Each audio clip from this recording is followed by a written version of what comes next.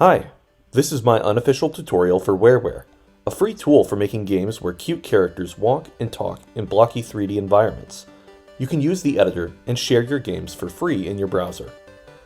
Wereware is created by Riprip, a game development collective consisting of Spiders, Haynes, Chris, and Robin. Wereware is still in active development, so a lot of what I will talk about may change when you're watching this, hopefully for the better. In Wereware games, you have a player that can walk around, characters that can talk to you when you walk into them, and rooms your character can move between. Here's the game I made in Wereware, the Masked Money Misappropriation. In this game, you talk to NPCs, rob a bank, and make your getaway. These kinds of cute short stories and worlds for the player to explore are what Wereware is perfect for, and it's super easy to get started. So, let's do it. Go to wareware.rip, then press Make a Game. This will open a sample project. This will likely change over time, so let's open a blank project so that we're working from the same starting point. Go to Save and Export, New Empty Game. It will ask you if you want to delete the template you had open and start over. Say yes.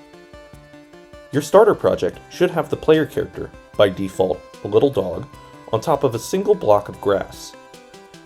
Let's give the player more ground to stand on. Select the grass tile at the top left, then you can place blocks next to each other to build the environment, kinda like Minecraft.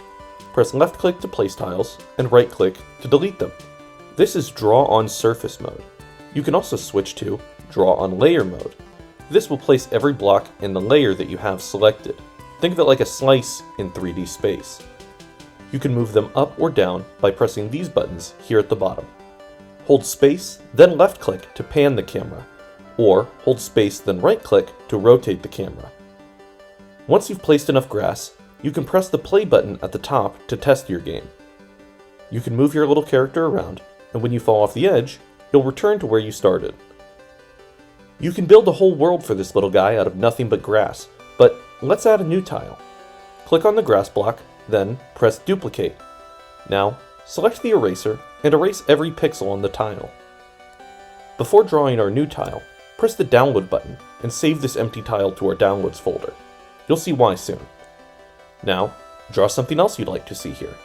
You can change the color of your brush using the selector on the right, draw with the pencil, and fill with the paint bucket. Since our player can't jump, the only way to get them to move up and down through 3D space is by placing ramps. Select any tile, then click the ramp button at the top to place it as a ramp. Press R to rotate the ramp's direction and left click to place it. Now, let's go over sprites. Notice how the grass block is a cube, with its image drawn on all 6 sides, but the player is a flat image, with one side. The player is a sprite, and Wereware's sprites are billboarded, meaning they always face the camera. Let's add a new sprite by pressing the plus under the Sprites tab. This is why we saved that empty sprite. Select it from your Downloads folder to use as the starting point for your sprite. You can also select any other image from your computer. I'll draw a stick figure. Then, while it's selected, I can place it down in the world. If I want to delete it, I need to select the cursor, click on the sprite, then choose Delete. Sprites can also be animated. This is useful to make them bounce up and down and look more alive, the same way the player does. To add animation frames, your sprite needs to have an image that contains each frame of the animation side by side. Since our sprites are 16 by 16 pixels, we'll need an image that's 32 by 16 pixels to make an animation with 2 frames. I've included a link to download an empty 32 by 16 pixel image in the description. I'll select the character sprite we made, then Replace and choose the 32 by 16 template. I'll draw the character on their tiptoes and then with their knees bent. When we place it in the world, you can see that the character is moving. Select the sprite again. You can see down at the bottom, you have the ability to add actions to a sprite. The actions will be triggered in order as soon as the player touches the sprite. Press the plus button. You can see there are a lot of different actions that you could play around with. Let's choose Message. Here, we can type the message that should be shown on the screen when we walk into this character. Let's have him say, "Hello, dog." Now, if we press play and walk into the character, he says, "Hello, dog." You might notice that if we now walk away from the character and then back toward him, he will say his dialogue again and again. To prevent that, we'll have to use rooms. One of the actions that can be triggered when touching a sprite is cut to room. This will seamlessly teleport the player to their same position in a different room. This can be used to transition between rooms in a building, as the name would suggest, but it can do so much more. Press the Room tab on the right side of the screen, then press Duplicate Room. This will create another room that is an exact copy of the first. We can type a new name for the room. I'll call it Character Has Spoken. Then, I will select the character in this new room. We can see that he still has the message we set for the previous room. Let's delete this action. Next, we'll go back to the first room, using the arrows at the top left. Now, I'll select the character in this room and add another action after the message, Cut to Room, and select the name of the room we just created. Now, if we press play, we can talk to this character, then close the message. If we walk into them again, they will not repeat their dialogue. What really happened is that, as soon as we closed their message, the action to cut to the new room was triggered, and in that new room, the character had no message action.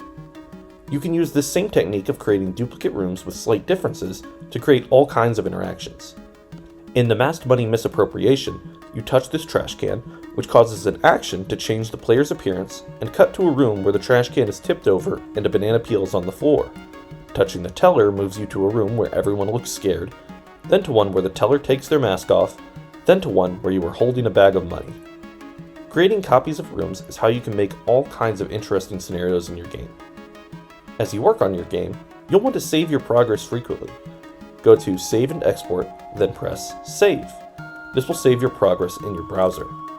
If you want to back up a working copy of your game to your computer, press the Export Game.rip button. This will save a .rip file to your downloads, which you can later import using the Import Game.rip button. This is a good way to make backups, in case you want to reverse some changes you made and work on a past version, or just ensure you have a working copy of your game that you can add content to later if you feel inspired.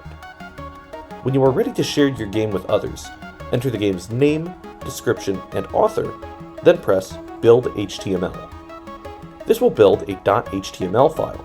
On most computers, double-clicking this file will open the game in your browser. You can also host this HTML file on your website, or upload it to itch.io to share your game and let others play it in their browser.